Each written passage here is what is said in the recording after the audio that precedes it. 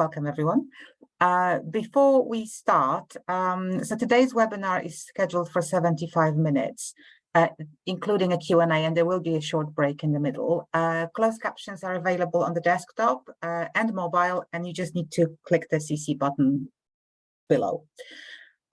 This webinar is being recorded and will be available on the website along all the resources. So we're going to send you the slides and resources, and you're going to have access to the recorded webinar. So there's a lot coming your way, but you don't have to take notes or screenshots or anything. Everything will be provided.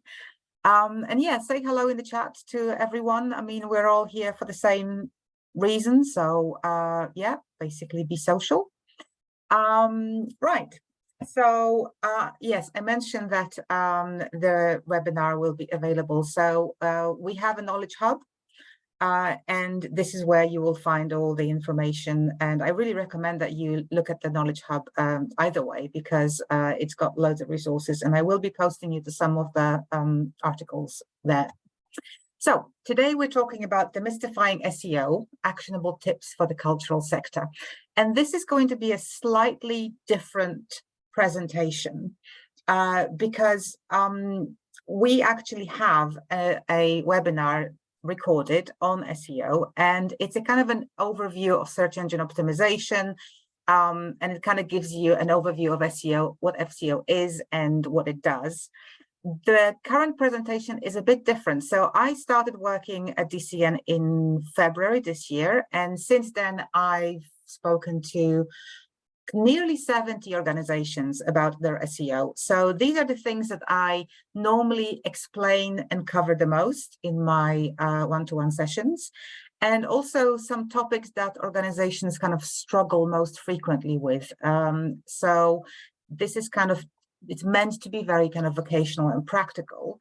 And obviously, you know, we will be looking at, you know, how to achieve the results that you will want to achieve. So what we will cover, there are three major sections. So the first one, we're going to look at how to use SEO and get results. So basically what SEO is, you know, how to increase your visibility, reach, what results SEO can offer, provide. We're going to look at some keywords.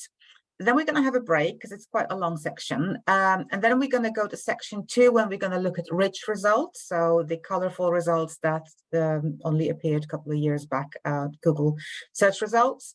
And then we're going to look at section 3, choosing an SEO strategy that is right for you. And we will look at when SEO is maybe not the best strategy.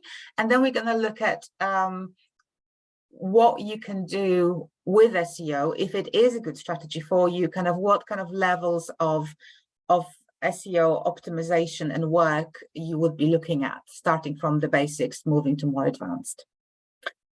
So we're going to start off with how to use SEO to get results, and we will start off with SEO basic concepts. So just so that we have some idea, I wanted to do a quick poll. So if you could let me know, what is your current level of understanding when it comes to SEO? So my colleague, Ollie, will put that poll up, I think. So,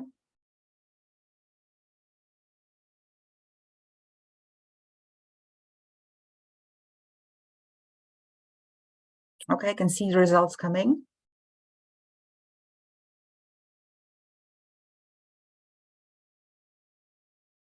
Okay, can we share the results, Ollie? Right, share results. Right, so it's good to know that a lot of you have some idea. I just need a little bit more information. Those who have no idea will be informed. I'll start from the very beginning. And yeah, the people who have a good grasp of SEO, I think there is still a lot that you can find useful in this webinar, hopefully. No SEO masters, that's reassuring. I would be quite stressed. Okay, right. So stop that. Right. So, search engine optimization. I was so excited to start this presentation with you that I even forgot to introduce myself. My name is Monica Thomas. I started working at DCN in February this year. I am the tech champion for search engine optimization, and I also do ad grants, which we're not going to be talking about today. I am accompanied by my colleague Ollie, who is helping me with Q&A and chat.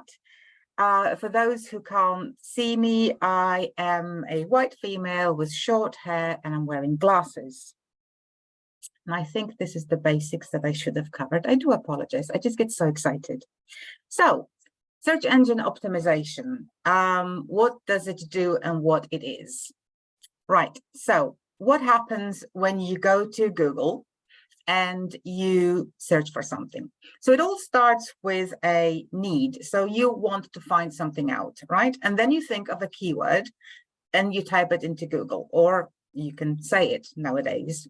So assuming that you type in and search, and then you scan the results. If you find a good result, you click on it, and then if you're happy, you stay on that website. If not, you go back and type in the search again. So what search engine optimization does is making sure that if somebody's searching for something that you are offering, this is the work that you do on your website to communicate to Google that, Google, if somebody searches for this, I am offering them a really, really good result here. Can you please rank me high in your results? So it starts with the keywords. And when I talk about keywords, I mean search phrases that people put into Google to get results. They're not individual keywords usually. They're usually a couple of keywords, search phrases, but we just call them keywords. And then we're talking about ranking. I will use that phrase, that word moving forward. And that means how you place in Google for a particular keyword. So if you rank in position 1, you're at the top. We will be talking about position 0. Right, so let's have a look at what Google results page can look like. It can look many different ways, but let's have a look at the basics. So this is a result for a general query. So I typed in what are folk songs about, and at the very top, you have a rich result. We call it featured snippet. So basically, it answers your question. And underneath, it gives you the link to the website. So you want to find out more, you can click on the link, go to the website. And we often refer to it as position 0. I mean, we talk about many rich results as position 0 because they are technically above the regular kind of results that you used to have when Google search page looked quite drab and they were only just listings. So like I said, this is a featured snippet, and this is the meta title. So we refer to it as the title. We don't use the meta, but essentially meta means that it appears on Google search results rather than on the actual page. So there's a title on the page as well, but that's the title. And underneath, you'll see other people also ask, and then you have your traditional listings. And here you have another example of a meta title. Sometimes Google doesn't show the brand because in the first example, there's a brand making music. In Britannica, there also is, oh, they didn't show the brand, but you know, often the brand is shown, sometimes it isn't. So these are examples of titles, meta titles, and then you have a meta description, which is a little snippet of text underneath that is not clickable, but essentially what it does, or what it should do, is to give you additional information about what you will encounter when you click on that link and go to the page. Right, here is another different result, and this is a localized search. So I searched for museums near me, and I happen to live in the Northeast. And as you can see, you get the results from Google Maps. And you can put yourself in a good position to be ranked there by doing your Google business profile, which we're going to be talking about later. But this is another example where you type for a localized query, and then you would get this localized result. Here is another example. I typed in Museum Sunderland. So before I put museums near me, and I am near Sunderland, I typed in Museum Sunderland, and then you have a different localized rich result. So basically it lists all the museums, and then those little arrows you can click and they will roll out and it will give you more information about each museum. So obviously if you are a museum, then you would want to appear here, but also to appear in searches like these. So here is another example of a result. So this is a localized rich result, right? Comedy night near me. And here basically just you get given the events that are relevant to you, which is very different to what it used to be back in the day, because back in the day, if I wanted to see theatre plays or comedy nights near me, I would have to think of all the venues around me who would do something like that. And then I would have to go to their websites and look at their what's on page. And obviously now Google made it so much simpler. But if you are an organization that puts up comedy nights, it is absolutely crucial that your events are listed in a result like this.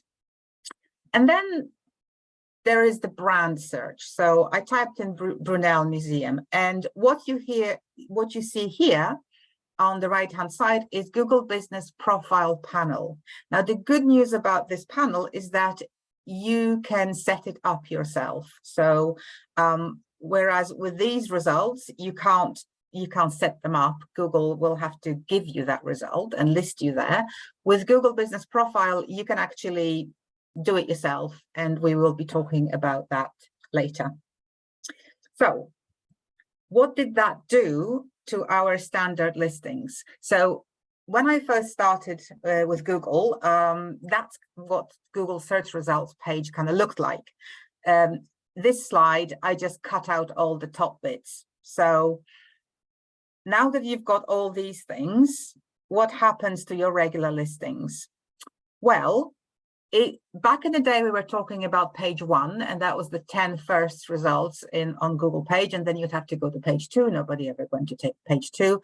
What happens now? Well, the first result gets 32% of clicks. So that's kind of important. But the first 5 results get almost 70% of clicks.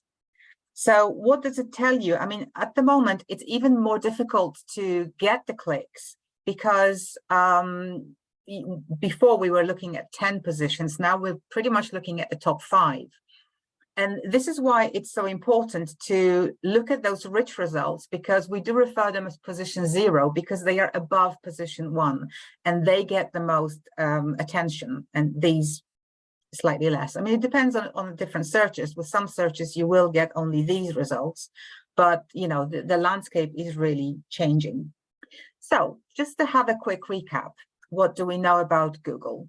So Google now offers an array of rich results on top of the regular ones, and we really cannot ignore that. Many of those results are localized, which is really important to cultural organizations, because a lot of them, if not most of them, operate in a certain locality.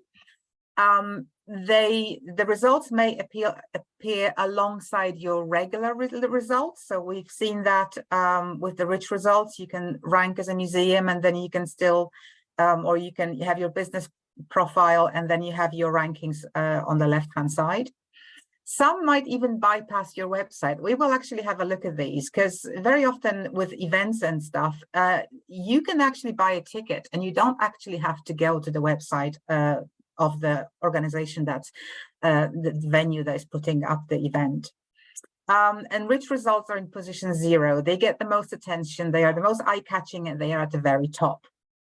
Only the top 5 results get any meaningful traffic. So, you know, we need to go for those top results.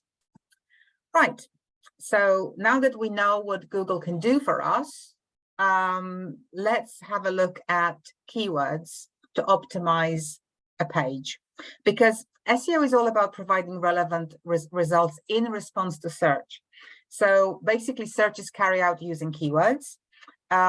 So you have to understand the keywords first to actually understand Google, well, SEO in general. I would just like to do a quick disclaimer. So keyword research is a very, very wide topic, and I'm not going to be going into the details of it. What I would like to do is to actually put you in the right mindset of how to think about keywords, because this is predominantly what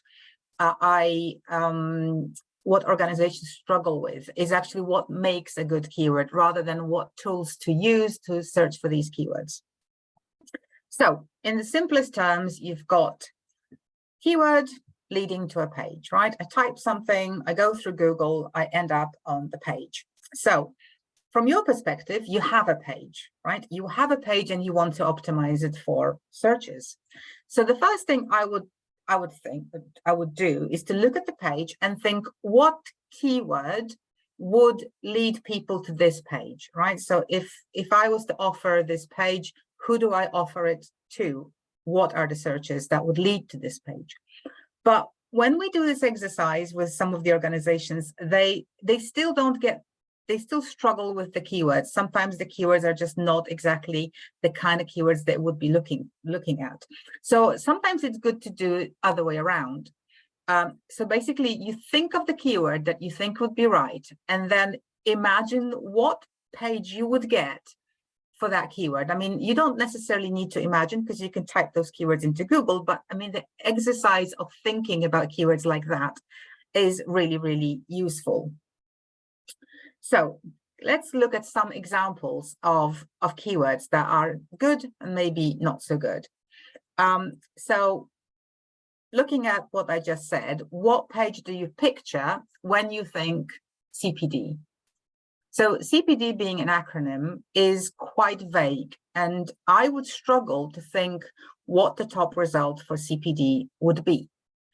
Another example, in a similar vein, Mac Online. Now, I just want to do a quick experiment. I don't know if I'd be able to, but would you be able to put in the chat what you would expect the top result from Mac Online to be?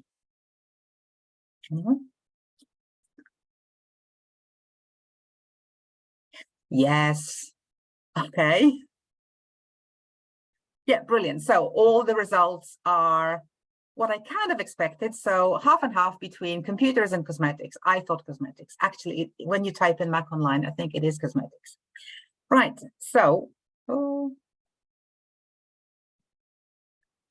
right. So the CPD example, in the case that I actually was working with, was a continuous professional development for dance teachers.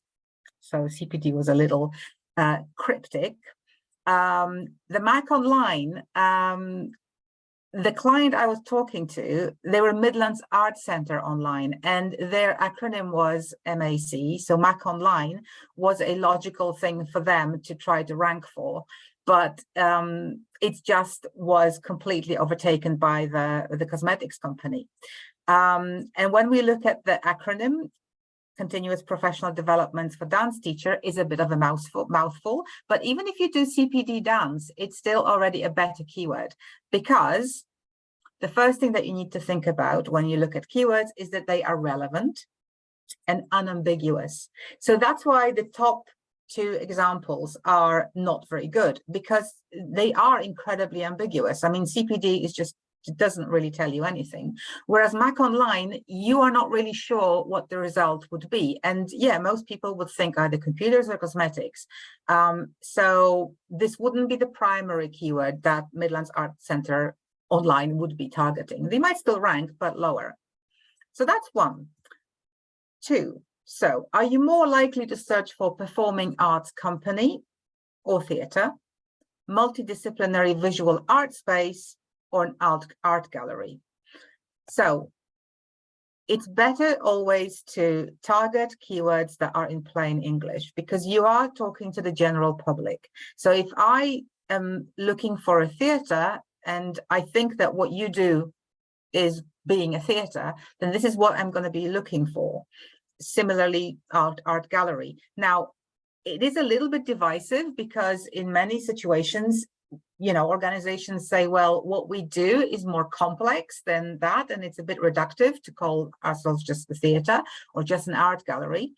But for the purposes of SEO, you would need to go for plain English terms that are most commonly used. Now, it doesn't mean that you don't use the correct term anywhere across your website. It's just that for the purposes of optimizing those pages that you want ranking, just target the keywords that are in plain English because they are mostly used.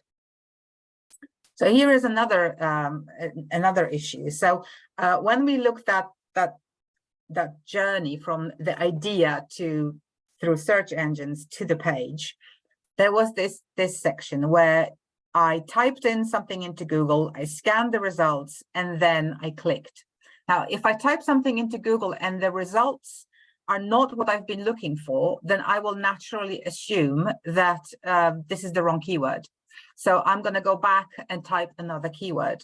So what does that mean for you? So you need to make sure that the results for the keywords you're targeting are comparable to what you're offering, because if you're way off base, then even if you do rank, you probably won't. But if you do, people will look at most of the results and think, oh, well, this is not what I've been looking for. This is the wrong keyword. So here is an example. So when you think quirky things to do in London, what page do you expect to see? And there are two examples. So there's this one, 56 quirky and unusual things to do in London. And then there's that one. Now that's the museum, the Victor Wind Museum of Curiosities. And it's a brilliant museum. It's in Bethnal Green, Cambridge Heath in London. And it is a very, very quirky museum. I absolutely recommend it. It's tiny, but it's great. But the thing is, when you search for quirky things in London, you do tend to look for lists. You want to see a selection, and Google knows that. So Google will always give people lists and selections rather than individual museums, even if that museum is absolutely quirky. So that's kind of in the same category of, you know, you need to be among results like yourself. So if all of the results are lists, then you're not likely to rank for this particular key phrase. So, and the other thing is, do you stand a chance to rank for these keywords, right? So some keywords are incredibly competitive. Venue hire is hugely competitive. Everybody wants to rank for this. So is donate, if you're a charity. The other category would be similar to what we've just seen, 10 best things to do in Newcastle. Even if you're offering something really, really great, Google will always promote pages with lists, articles listing things. Same for Great Days Out in Manchester, Gifts in London. There's going to be always an article and a list. And these are really too competitive. And then ask yourself, are you competing against giants? Because sometimes you type in the keywords that you want, and all of the top results are, say, Wikipedia, Britannica, or, you know, BBC News. And basically, the 5 top results are taken by these enormous websites, enormous companies. You're not going to displace them. So you just need to be mindful of what the competition is. So yeah, keywords need to be achievable. So just to quickly recap, keywords need to be relevant and unambiguous, right? Keywords need to be formulated in the language people use. They must meet search expectation. They need to be achievable. And this is the way you need to think about keywords. So this is before you even go into keyword research tools or anything like that, before you look at traffic. Basically, you need to understand the search. So what kind of keywords would be appropriate for the content that you are offering to people? And you need to make sure that all those four kind of requirements are ticked. And then you can go into more technical aspects. There actually is a very good article written by my colleague about keyword research, which will be, the link will be in the chat, and you will get the link to the article in your well, in the resources later on. So I really encourage you to have a look at that. But this is like just the basic overview of the mindset that you need. Right. So now that we've had a look at the keywords and you have hopefully a basic understanding of what keywords should be like, then what do you do with those keywords? So the next thing is to have a look at the actual page. So if you know that this particular page should be shown to people who are searching for this particular keyword, how do you communicate to Google that this page is a good result for this search? How do you persuade Google to rank you for this search? So I'm going to have a look. I'm going to show you two examples. One is an example of a page that does this job of communicating these things to Google really well. And then I'm going to give you a theoretical example where things aren't done so well. So let's imagine that you search for gifts for engineers. I actually did that search. I came across this example when I was looking at one of the museums that we were working with. It wasn't a science museum, but it was a museum that had quite a lot to do with science and engineering. And I was looking at their shop. So I thought, let's have a look at gifts for engineers. And if you type that in, this is what you get. That's the top result. 17 best gift ideas for engineers in 2023. Right. So how do I know it's a good result? First of all, there's a keyword in the title, the meta title. So the title on Google page, 17 best gift ideas for engineers. So I was looking for gifts for engineers. Google gave me gift for engineers. The title also tells me that there is a selection of gifts, there's 17 of them, and the selection is current, so it's 2023. And what it does is that it encourages me to click on that link because it communicates to me that this is going to be a good result. And then look at the meta description. It's quite salesy because it's a kind of salesy page, but Google kind of helpfully already kind of highlighted the words that were within my search. So gift, engineers, engineer, engineering. So I know that this is a good result. So I click on it, and what do I get? I get to this page. And when you look at the very top, the page address, which we refer to as the URL, you see unique gifts ideas for engineers. So I can see that my keyword that I searched for is already in that web address. Then I go to the title, the actual title on the page, and it's a 17 best gift ideas for engineers. Again, my keyword is there. And then the copy starts, engineers are notoriously difficult to find gifts for. So as you can see, this page is really, really well optimized to communicate to Google that this is the search that we are targeting. These are the people we want to draw into this article. They will find it useful.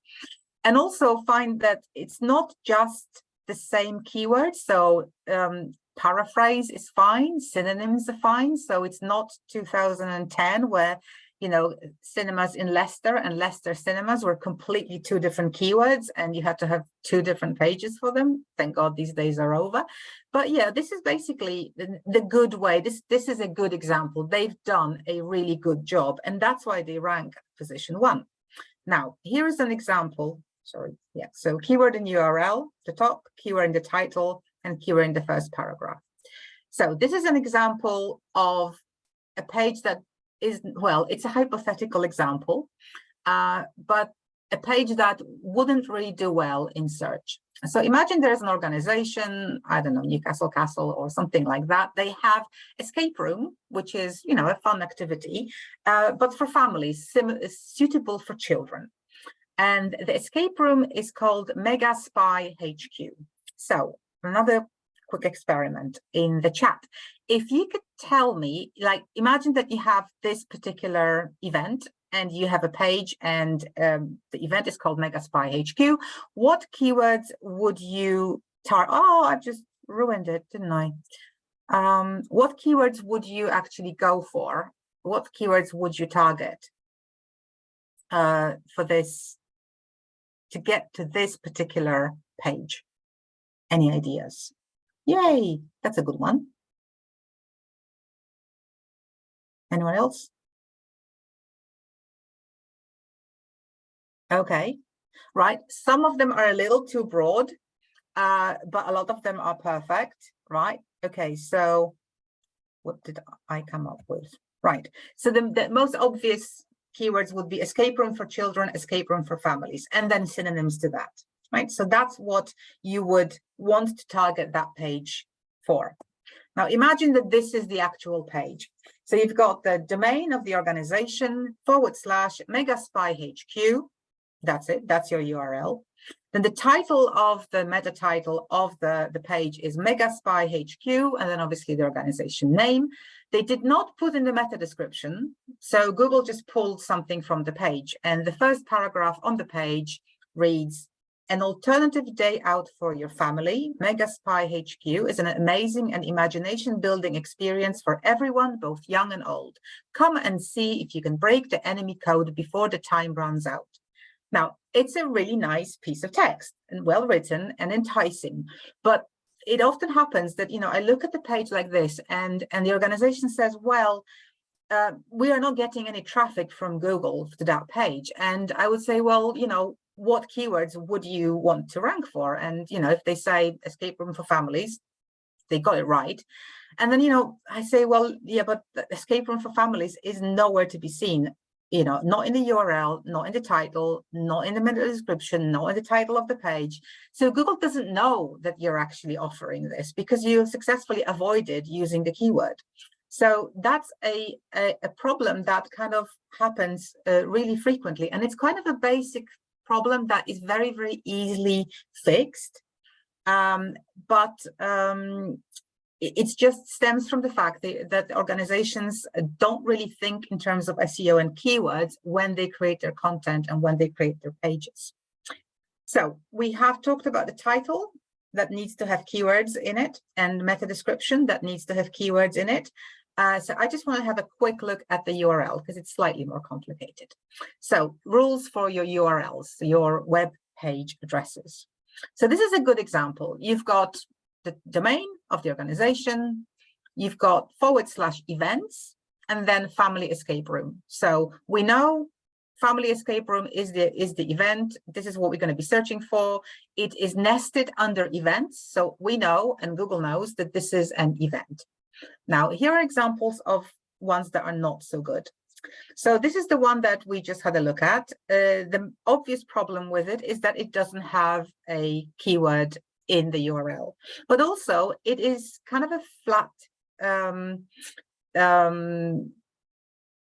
hierarchy because it is not nested under anything. It is directly under domain. So I don't really know whether it's an event.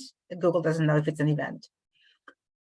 Here is another example, a better one. So this URL has family escape room keyword in the URL, great.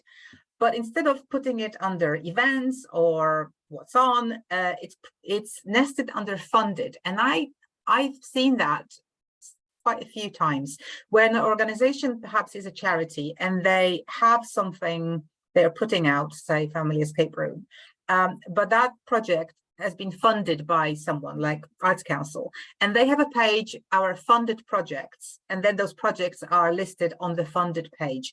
Now the problem with that is this is information that you need as an organization, but Google doesn't need that. I don't need that. If I want to book an family escape room adventure, I don't really need to know who paid for it.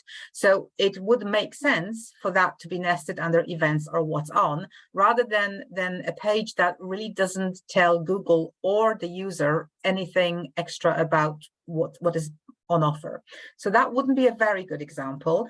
And this is a really bad example. So Google likes clean URLs. So basically, you shouldn't have any special characters in the URLs of pages that you want listed in Google. And if a URL carries special characters, like this one's got %sign or a question, it's really not good. And when that happens, it usually happens because somebody was actually typing in the URL, like a bespoke URL on the admin side of the website, and they put in a space. You do not put spaces, you have to put hyphens. If you put a space, you'll end up with something like this. So make sure that you stick to the URLs that are informative, well-structured, and don't have any special characters, and have keywords. Right, so just to recap, how do you optimize a page, right? So first you establish the right keyword for the page, and its synonyms. So it's not just one keyword, it's a keyword cloud, kind of, of closely related synonyms, but the keyword that is the right one that will lead the right kind of audience to the page and what you're offering. Then you use the keyword in the URL. You use it in the title of the page and the meta title. They're usually aligned, they're usually the same, but you can actually craft them separately. And in order to do that, on the admin side of your website, you will have a place where you can craft your meta title and your meta description, depending on what CMS you're using. If you're using WordPress, you usually have a plugin for SEO like Yoast or all-in-one SEO, and you'll just have a box underneath at the bottom of the page on the admin side, and that's where you just type it in, no code required. So yeah, the meta description, keyword in the meta description, yes, you can just type it in. The first paragraph of the page, and it's not meant to be, you don't write for SEO, but then if that page is about this particular thing, then it makes sense to use keyword related to the particular thing in the first paragraph. It is natural. It's a natural thing to do. So you do not write for search engines, you write for humans, but it is important to put those keywords in the first paragraph.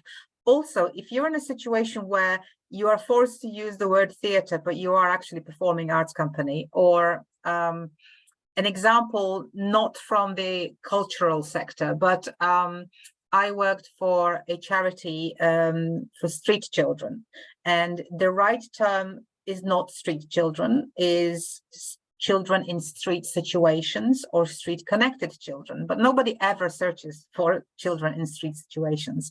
So we had to optimize the pages that we wanted to rank for street children in those places, URL, title, meta description, and then further down the page, we would explain that this is not the preferred term and that the preferred term is blah, blah, blah. So we wouldn't just shy away from it, but for the purposes of optimization, we would have to go for a keyword that is actually used by the general public. So that's something that you kind of need to bear in mind. Right, okay. Okay, yes, obviously put the keyword in other places on the page as well. That kind of goes without saying, because if you're writing about something, then obviously you don't use the name of that thing only once. But I just thought I'll put it in brackets so that you remember. Okay, so it's a bit weird because it's 37 minutes past 2 and we've just, oh God. Okay, well, we've got 2 minutes, so I can tell you that you also need to make sure that URLs are structured correctly. But that's what I just said on the previous slide. So basically, if it's an event, it needs to be nested under events. If it's a collection, that it needs to be nested under collections. So Google can see a logical structure in your website and where that particular page fits into. And also me as a user can also see it in the URL that this is where I am. And this is where this page belongs to, which is great because we're almost at 20 minutes to 3 and we've reached the break. So let's have a 5-minute break and then we can come back and talk about rich results that I gave you a sneak peek of at the beginning. So grab a cup of tea and we will be back in 5 minutes time.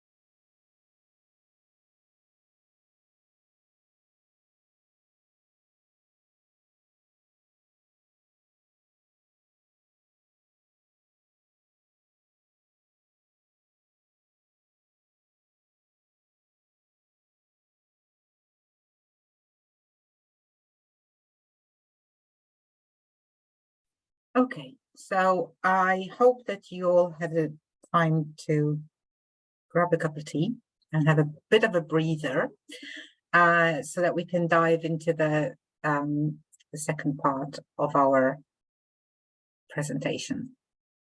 So what we just covered is the sort of the bedrock of SEO. So the very, very basics of SEO. You start off with keywords, optimizing pages.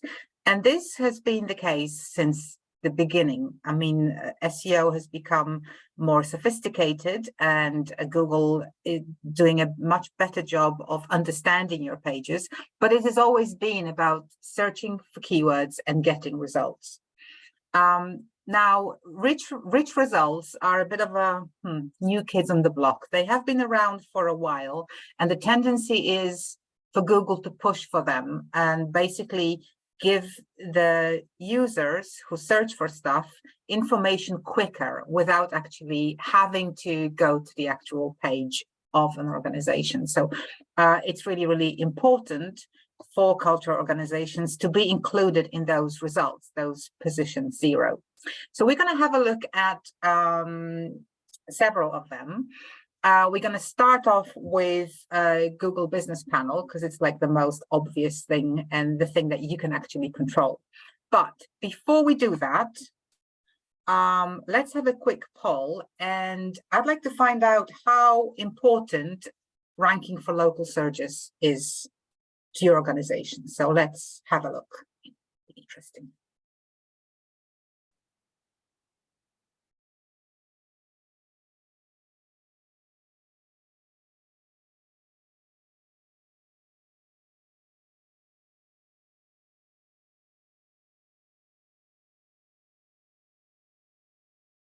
Okay, so that's interesting. We're still seeing results. Can we share? Yeah. Right. So it seems that most of you are interested in both, which makes sense, because most kind of organizations would need to kind of cover both bases. Some of you are really, really kind of focused on local rankings, and there is some of you who are not really interested. So I hope you don't get really bored. Well, at least you will gain new knowledge. Okay, so let's move to the next thing. So Google Business Profile Panel. So this is what happens when you type in a brand search. So if you're looking for something like, say, Brunel Museum here, what I would expect, you know, when I do my research before I speak to the organization, what I would expect when I type in their brand name into Google, I would expect to see this panel on the right-hand side. Now, I would also expect them to rank on the left-hand side. So basically, if you are an organization, you should rank for your brand both as in a Google Business Panel and also in the main kind of results. Right. So why is it important? First of all, it is really important because this is one thing that you can have control over, not total control, but you can have control over this because you can set it up yourself. Basically, it's just a question of, you know, going into the admin section, you know, creating the Google Business Panel, then you will get verified in a really old school way. You're going to get a postcard with a code, so Google knows that you actually live, well, not, they actually exist under that address. And this is the bedrock for most of the localized searches. If you do this bit right, you put yourself in a good position to rank for lots of other localized searches and localized results that you can't directly influence. So what is really, really important is that you actually use that opportunity to the best of your advantage. So to begin with, images. So upload really, really good images. You're not the only one who can upload images, and it's really good to encourage, you know, your customers, your clients, to also upload their images. But when you upload images, make sure that they really showcase your venue, your organization. If you are posting pictures of the venue, make sure that they are really good quality. Also, it's a good idea to actually show pictures of the venue when it is being used, if you can. So basically make sure that people can actually see and picture your venue, and just by kind of looking at the photos, because you will know that most people will go through the photos. That would be the first thing they do. So then obviously you connect your information, so your website, your directions, you would upload your logo, your address, your phone number. You can provide if it's right. Then you have an option to post events, and it's really worth doing. Posting your events on your Google Business profile. There is a section for questions, and these are questions that the users, the public, the people browsing the internet, Google, can ask. And obviously, so you need to keep an eye on those, and you need to answer those questions. But also, if you have questions coming to you through other channels, and you know that there are questions that people ask about your venue, for example, what is the dress code, or can I bring drinks into the theater? Then you can kind of plant those questions. So you can ask friends or family to ask those questions, and then you can answer them to provide that extra information. But make sure that these are actual questions, not something to do with marketing. It's not, that section is not to promote yourself. Then there is a section about reviews, and reviews are really, really important. And the number of reviews and the sort of the star rating that you get is really important to Google, because Google will take that into consideration when showing your results to kind of like localized searches on Google Maps and stuff. The first thing would be proximity from the searching person. If I'm searching for something, I will get results closest to where I live. But also the reviews will influence, the order of the results as well. And how do you get good reviews? I mean, when you create a Google Business profile on the admin side, there is a link that you can then share with people and ask them for reviews. And obviously, if you have happy customers, and if you would need another system. So, for example, if you've got email marketing, maybe you would incorporate this link to actually ask people for reviews. Or if people have attended an event and you would want them to leave a review, there is this link that you can share. If you find that not all of the reviews are 5-star, don't worry, because apparently people trust 4.5 more than 5 stars. If you've got loads of reviews and they're all 5-star, then people get a little suspicious. Then in the top third column at the top, you have an opportunity to write something about your organization, and this is the good place to advertise it, but also to use the keywords that you want to rank for your organization. That would be a good place to kind of optimize that little snippet. Then you can publish updates, which is always a good thing. You can publish the same updates that you publish elsewhere on social media, but it's really good to publish those updates. And then you should connect your profiles, like in this case, Instagram and Facebook. That obviously is a very long column on the right-hand side. I split it into 3 because I needed to fit it into a PowerPoint presentation, but it's all going to be like one long column. And also underneath, you've got people also search for. You don't really have influence upon that. That's Google. But, you've got this organization, Rich Mix, in London, in Bethnal Green. And then people also search for Rio Cinema, Barbican Centre, BFI South Bank. So they're suggesting other venues. And if you have that kind of Google business setup, then the likelihood is that Rich Mix will also be suggested on other people's Google business panels. So you kind of cross-pollinate the sort of the interest you get from the public, because if somebody's interested in Rio cinema, they might actually see Rich Mix under people also search for. So it's really, really important to get it done. And I don't really want to go into huge detail on how to do it, because there is this article which I have written, How to Use Google Business Profile. And it basically walks you through everything, how to set it up, and basically all the opportunities that you need to, make use of.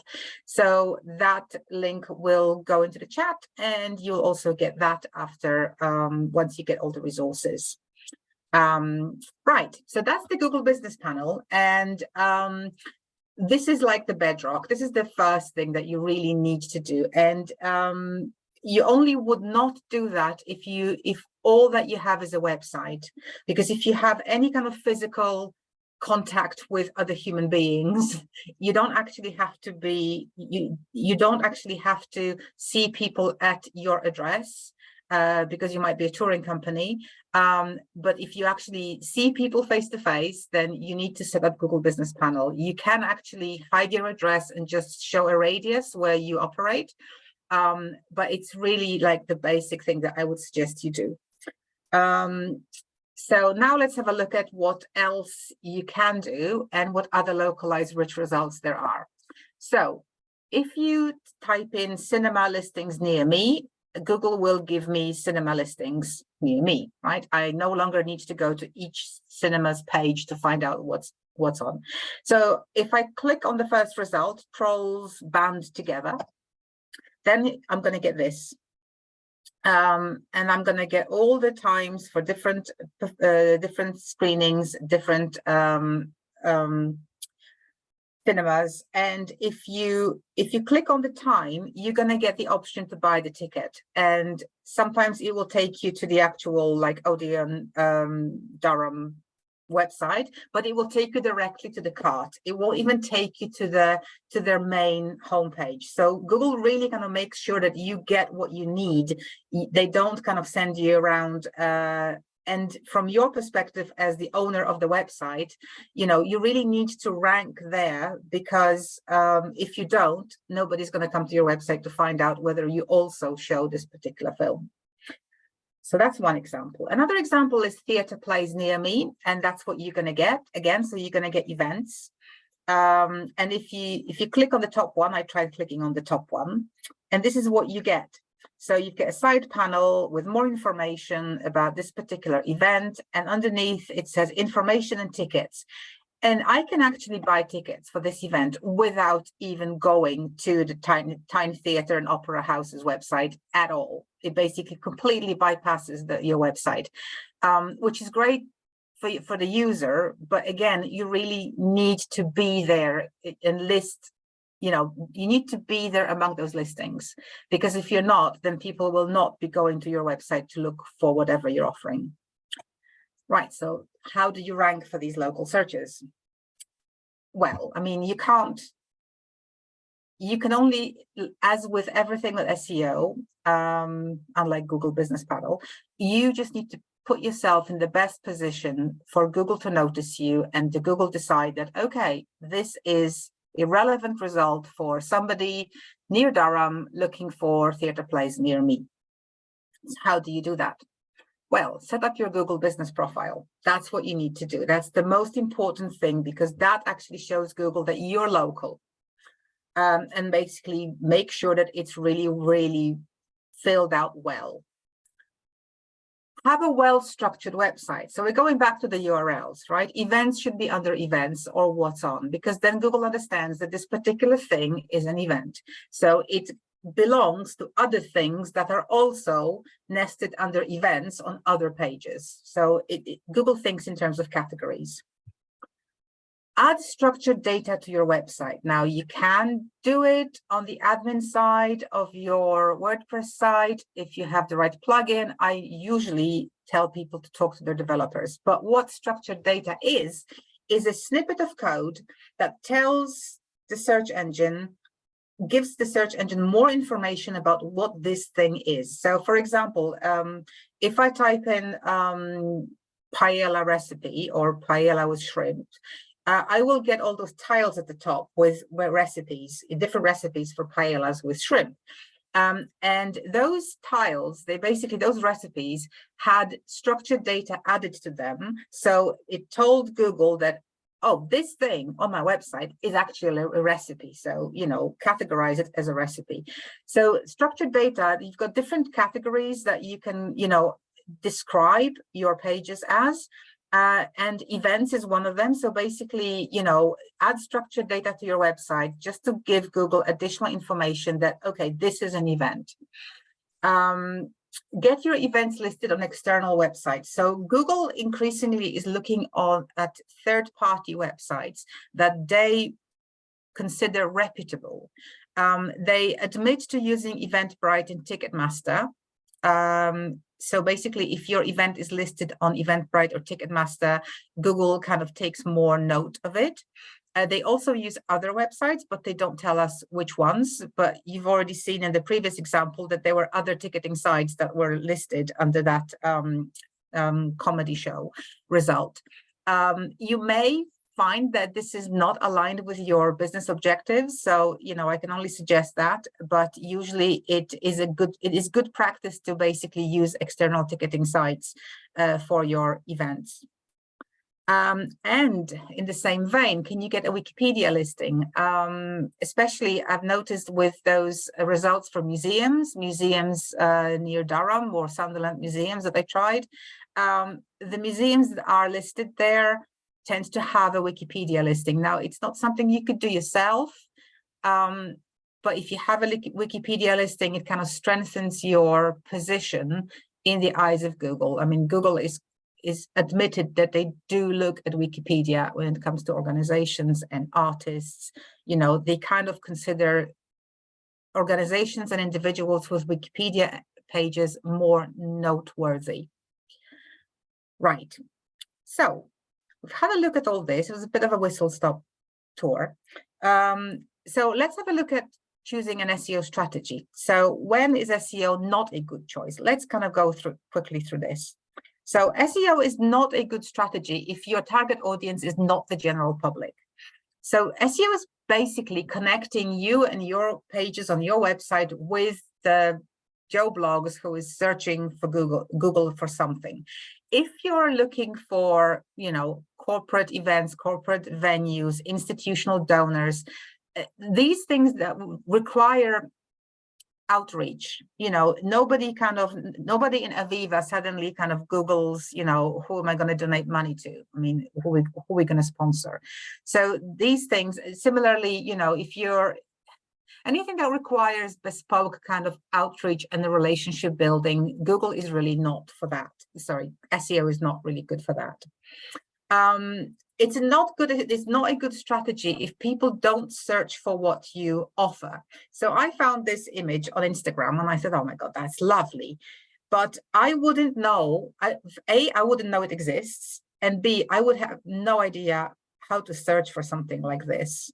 So if people don't search for what you offer, then SEO is not a good strategy. It is true for many artists, the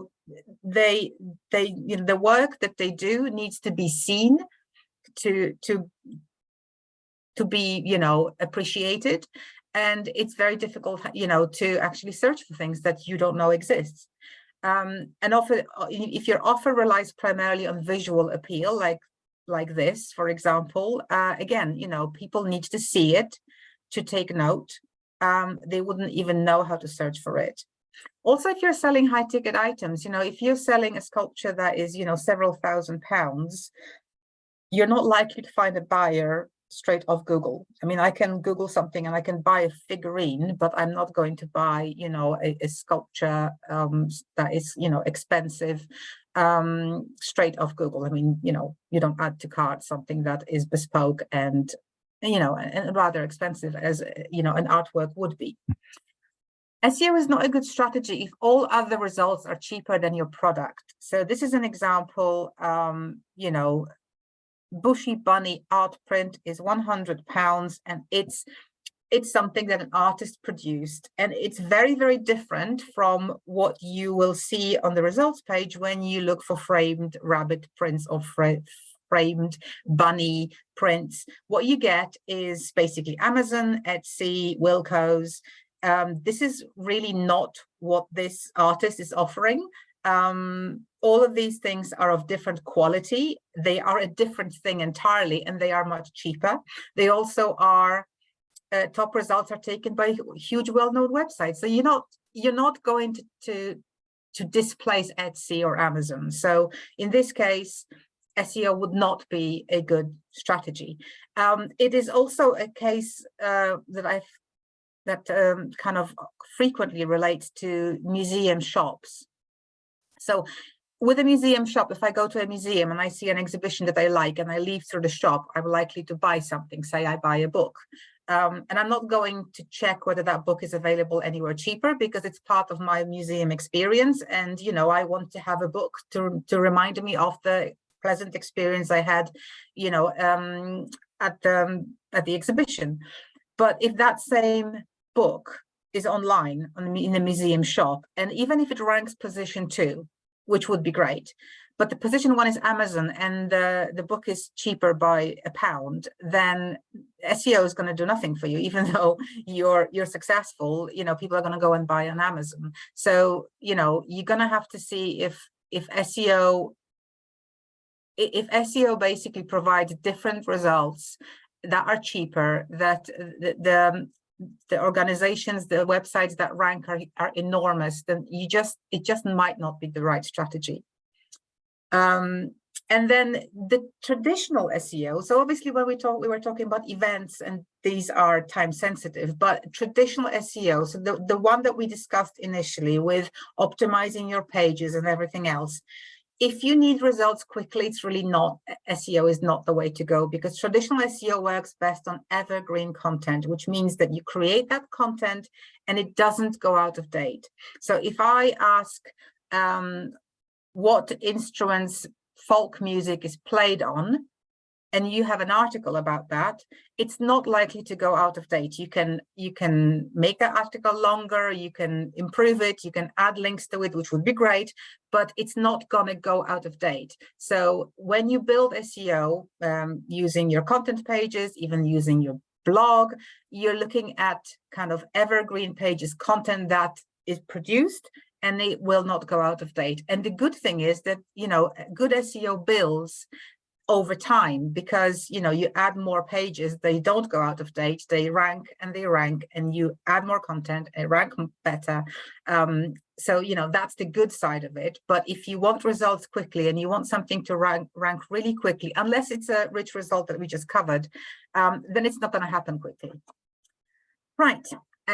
So the final thing I'm going to quickly go through, and then we can go into Q&A and run over a little bit, is 3 levels of SEO optimization. So this is a little arbitrary, but kind of starting from, I have a website, I want to do SEO, what do I do? So I would start with the basics. So the absolute basics, something that you need to look at when you look at your website and want to optimize it, is your website accessible? So that's before you even start looking at keywords. I mean, is your website accessible? It needs to be accessible, because it just needs to be accessible, because people need to be able to access your content, irrespective of what their individual needs are.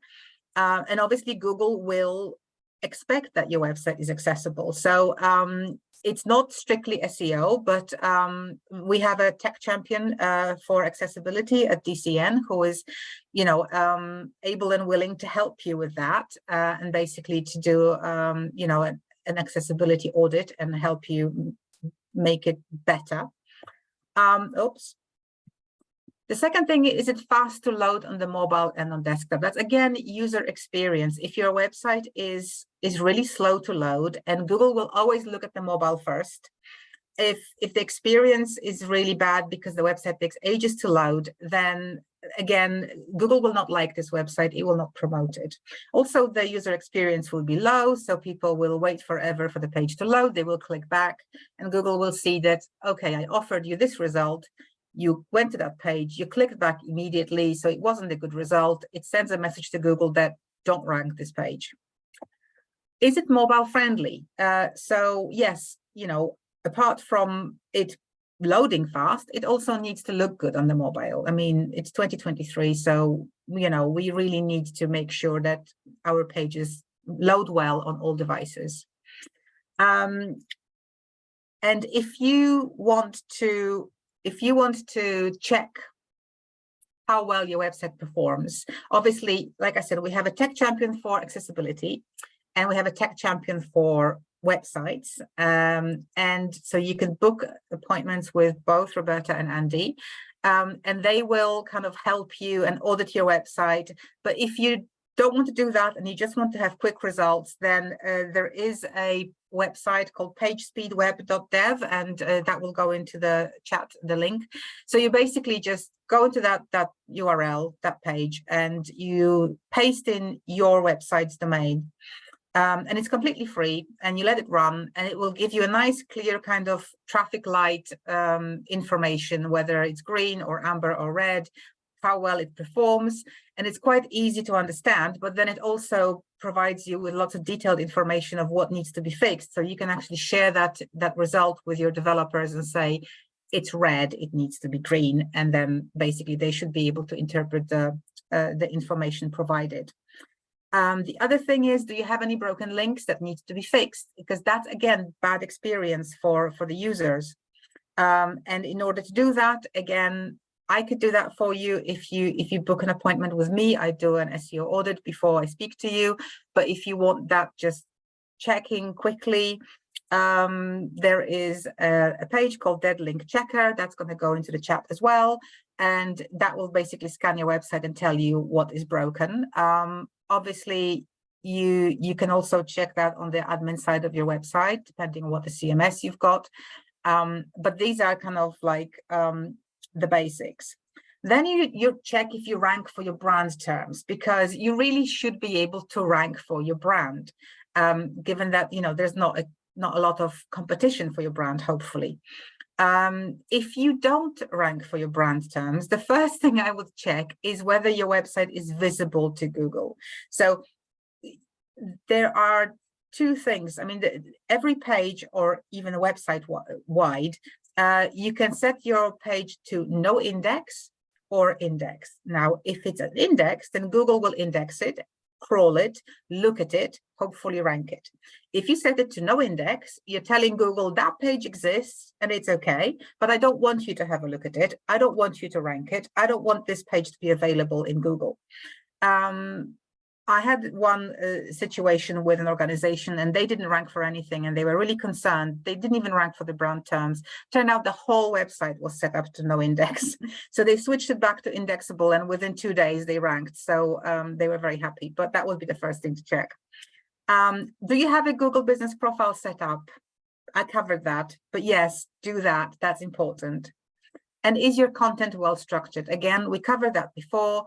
Your structure, the website should be sensible. Like I said, events are the events, collection on the collections, you know, so that I look at the URL and know where I am. So that would be the basics. Now, level 2, work with what you have. So if you've done that and you want to do more for SEO, first of all, check your current rankings. You should be able to get all the information you need from your Google Search Console if you have it set up. If you don't have it set up, then we have a tech champion for analytics, James. He'll be very happy to help you with that. But Google Search Console is just a wealth of information about your website, how you rank, what keywords you rank for, everything else. If you want to check quickly and you don't have your Search Console set up, then there is a search engine rankings checker. Again, that's going to go into the chat. And you could just quickly check your rankings. It will show you what keywords you rank for. It won't show you which pages those keywords lead to. I would say improve our existing rankings, because if you're already ranking on position 7, then have a look, and it's a relevant page and a relevant keyword. Try whether you can fix your page, maybe optimize it better, and bump it up to maybe position 3, because that's going to be a huge difference. You know, if you get into those five results and you are on position 8, that's going to be a huge difference in traffic. Check your meta titles, whether they are structured correctly, whether they are informative, whether they have the keywords. Check your meta descriptions. Again, check your URLs. So we're covering what we've already covered. Can you improve the existing content? So is there content that could be realigned with better keywords? So imagine you've got those mega HQ, mega spy HQ page, and it doesn't rank for anything. Well, edit it, change it, put the right keywords in, in your titles, descriptions, and URLs, improve the content, optimize it better for these particular keywords and see what happens. Can you optimize the pages better? Yeah. Can you expand the content and make it more comprehensive? Now, Google likes something called, satisfying the search. If I'm searching for what is folk music, and I go to a page that says what is folk music, I want to know everything I want to know on that one page. Google wants me to be completely happy on that page, because if I lack any information, I will go back and look for another result.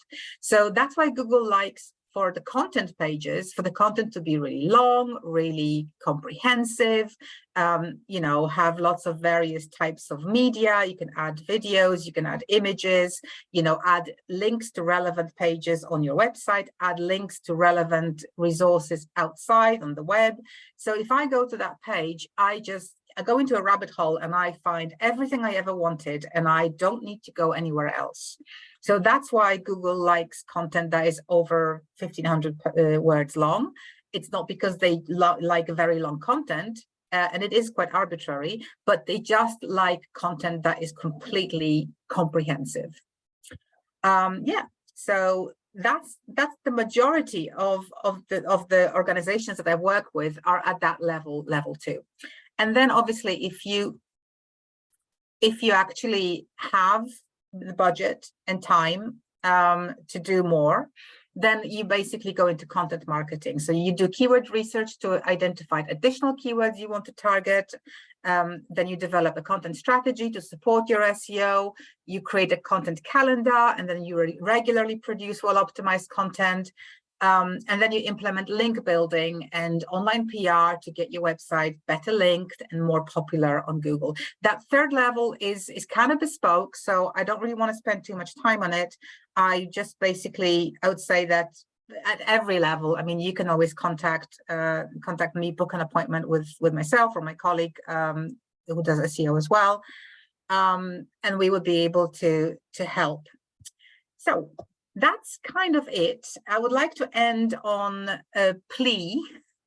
So we've got 12 tech champions, and they do specialize in all areas of digital. The people I kind of listed here, Roberta is a tech champion for accessibility, Andy is a tech champion for websites. They will help you just make sure that those basics are covered.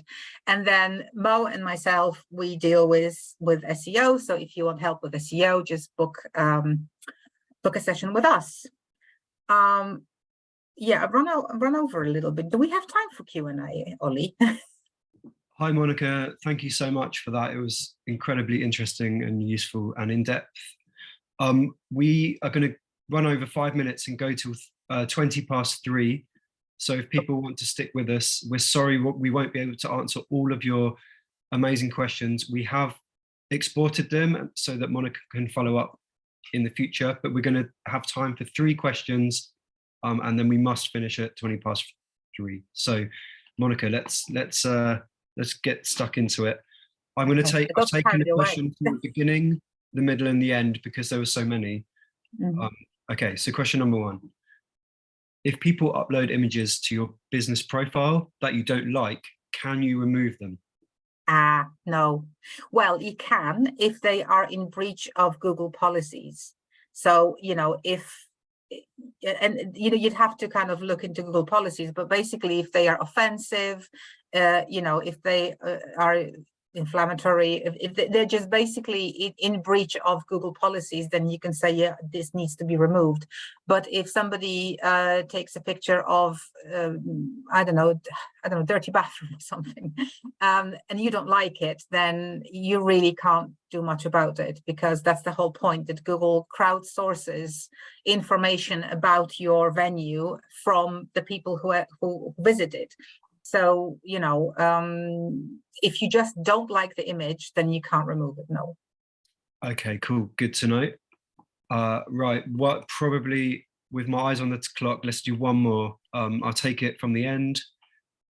Does SEO apply to social media pages? If our Facebook page doesn't rank on Google, shall we try to apply SEO strategies, for example, adding relevant keywords to social posts? To be honest, that's not really SEO. I mean, that you would have to ask my colleague, Nicola, who specializes in social media. SEO is basically websites. So no, social media would not really go under SEO the way I kind of interpret it. Okay, cool. Thank you for that. Right, that's it, 20 past. We must call it a day now. Book a one-to-one with Monica, and we'll see you all soon. Thank you. Bye. Yeah, it's lovely. Thank you.